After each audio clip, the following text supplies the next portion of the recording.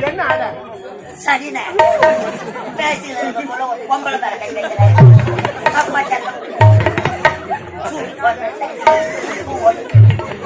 பொம்பளை தர கை வைக்கிறேன்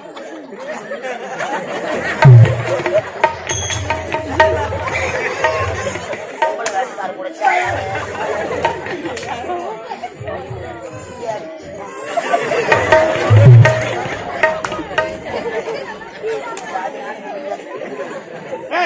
என்ன ஆட பால் வாடை